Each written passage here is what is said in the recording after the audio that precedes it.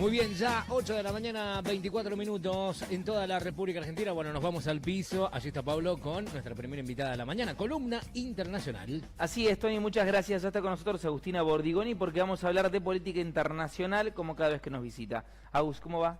Buenos días, ¿cómo estás? Muy bien. Bueno, ¿podríamos decir, Agus, que los hombres empiezan a huir de Rusia? Bueno, sí, hay algunos hombres que empiezan a huir de Rusia. La semana pasada hablamos de una operación relámpago de Ucrania que había recuperado parte del territorio y no sabíamos cómo Rusia iba a responder, ¿no? Bueno, la respuesta se conoció esta semana. Por un lado es la respuesta que dio el gobierno de Rusia, sí, de movilizar parcialmente a 300.000 personas que pertenecen a las reservas del ejército. ¿Qué significa esto? Son personas que pertenecen a las fuerzas, pero que en realidad hacen vida como cualquier civil. Claro. O sea, trabajan en otros lugares, se desempeñan en otros lugares y cada tanto vuelven al ejército para volver a entrenarse, digamos. Para alguna función determinada. Para entrenarse y vuelven a su vida normal como civiles. Pero ahora los estarían convocando para entrenarlos y eventualmente enviarlos a la guerra, ¿no? A 300.000 personas, eso es lo que dijo el gobierno en su discurso, pero después en el decreto no dice cuánta cantidad de personas son, lo cual hizo también que se generaran especulaciones sobre que podían ser muchas más, ¿no? De 1 millón de personas. Sumarse, por ejemplo, civiles que no tienen nada que ver con el combate, bueno, una especie de llamado a milicia. En realidad los civiles desde los 18 a los 27 años están obligados a hacer un año de servicio militar, ¿no? Entonces, digamos, eventualmente podrían ser convocados. En esta ocasión no sería el caso, serían las reservas, que son personas que pertenecen a la fuerza, pero de todas maneras, sí, muchos hombres empezaron a huir del país, sobre todo por la frontera con Finlandia, que es uno de los pocos lugares en donde tienen esa posibilidad, ¿no? Porque hay muchos países donde se suspendieron los visados, por ejemplo, a Rusia después de la invasión a Ucrania, entonces están huyendo por esos lugares, ¿no? Y hay otros que están ya siendo, digamos, respondiendo a la convocatoria. Agus, esta situación ¿le podría generar inclusive otra problemática a Rusia? El hecho de que haya tantas personas, de que decidan no sumarse a la guerra más allá de esta especie de obligatoriedad que hay. Sí, yo creo que el problema principal, bueno, además de ese, ¿no? Que vos decís, las personas que están huyendo, las manifestaciones que hubo, porque hubo varias manifestaciones con miles de personas, incluso miles de personas detenidas, es decir, hubo manifestaciones en contra del gobierno, hay divisiones dentro del ejército mismo.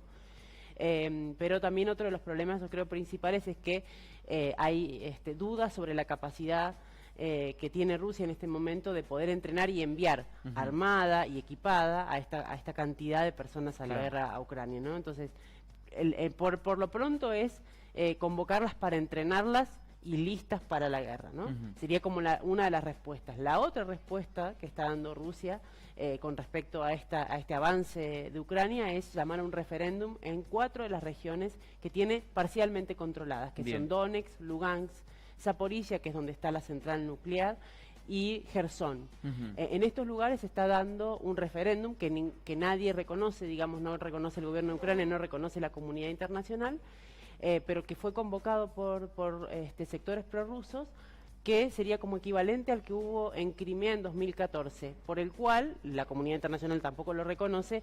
Rusia se anexionó, digamos, esa región de Crimea. Bueno, lo que está pasando ahora también es eso. Entonces, esos sectores prorrusos convocaron un referéndum, que terminarán en el martes estos referéndums, para que esas regiones pertenezcan a Rusia. Entonces, para esas dos vías fue la respuesta de Rusia frente al avance de Ucrania la semana pasada.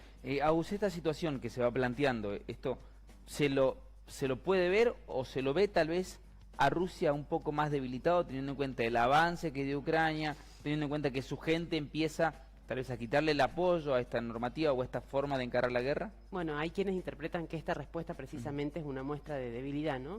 De que ante el avance de Ucrania la alternativa es esta de convocar a estas 300.000 personas en la reserva del ejército, pero que, digamos, estas 300.000 personas no podrían ser enviadas porque el ejército perdió mucho armamento. Incluso en las zonas que dejó la semana pasada quedó mucho armamento, mucho equipamiento militar ruso en regiones que ahora están controladas por Ucrania. Así que sí, hay muchos que lo ven como que, digamos, de alguna manera Rusia perdió parte en la guerra, no toda la guerra, porque sigue controlando gran parte del territorio, pero sí como una muestra de debilidad. Por otro lado, el tema de los referéndums también, ¿no? Porque el hecho de convocarlos, la idea de convocarlos es que estos territorios, si gana el referéndum, que en realidad sería un referéndum no reconocido por nadie, digamos, pero si gana en el referéndum, digamos, la anexión a Rusia, Rusia estaría entonces defendiendo su propio territorio, no su propio país, Claro. ¿no? Le cambiaría la situación. Pero todas son cuestiones que sí están viendo. Muchos analistas lo consideran como una muestra de debilidad. Sí. El hecho de que Ucrania avanzara o recuperara tierras, ¿se debe a mérito propio o a algún apoyo que podría haber llegado de otros países? Bueno, desde el comienzo Ucrania ha tenido apoyo, ¿no? de los países occidentales sobre todo, y eso ha ayudado mucho en este avance, pero fue un avance, digamos, lo que lo benefició en ese momento fue un avance sorpresa. Además también enfrentarse a un ejército ruso que está bastante desgastado. Sí. Hay muchos soldados rusos y vos me preguntabas recién si esto le puede afectar al gobierno ruso también, y yo creo que sí, porque hay un desgaste y hay soldados que dicen nosotros no sabemos por qué estamos en esta guerra. Claro. En el caso de Ucrania lo que pasa es que al estar en su territorio, incluso los civiles Se han sumado a defenderlo. se sumaron exactamente a defender su territorio. Hay como una especie de, por un lado, el convencimiento para defender lo nuestro, y del otro lado, la obligatoriedad, no nos queda otra, tenemos que ir. Exacto, y está quedando un poco de manifiesto con esta huida de personas. No hay pasajes, ya no hay Claro. pasajes de avión, aumentaron muchísimo los pasajes y aumentó muchísimo el éxodo por tierra también, ¿no? De hecho, se conocieron algunos mapas del movimiento de aviones. Fue impresionante la cantidad de despegues que se dieron después de esta normativa que aplicó el Kremlin. Sí, exacto. Bueno, y como te digo, aumentaron muchísimo los pasajes, ya no se consiguen vuelos y hay mucha gente que se está moviendo por tierra, sobre todo buscando lugares en donde no necesiten visa, porque la Unión Europea, por ejemplo, ya restringió, dependiendo del país, ¿no? Pero restringió el visado. Finlandia, Estonia, Lituania y Polonia, que recordemos que no habían aceptado pagar en rublos las importaciones, entonces Rusia les cortó el suministro de gas. Ellos suspendieron directamente la entrada de rusos a estos países, entonces se ven reducidos, digamos. Está, por un lado, la necesidad de estas personas de huir del país, y por el otro lado, las restricciones que puso gran parte del mundo a los visados a las personas que vengan de Rusia, ¿no? ¿Esto cómo sigue ahora? ¿Cómo continúa? ¿Se puede dar un gran éxodo de personas de Rusia a otros países? Que bien se ha dado algo en demasía. Se puede dar, sobre todo yo creo, si sigue la desinformación, ¿no? Porque en realidad el decreto no dice ni cuántas personas serían las que serían convocadas, porque eso se lo dijo en una conferencia de prensa, pero no se dijo si pueden ser mujeres también, porque tampoco hay precisiones acerca de esto, pero sí los que están usando son hombres, así que yo creo que sí puede aumentar, sobre todo si hay desinformación, si hay temor de que sean enviados a la guerra. Porque tampoco es una seguridad que sean enviados. Claro. Fueron convocados para entrenarse para eso, ¿no? Y es lo que se supone que va a pasar. Muy bien. Hay que ver también cuántos son convocados. Como reserva, el país dice que tiene 25 millones de personas.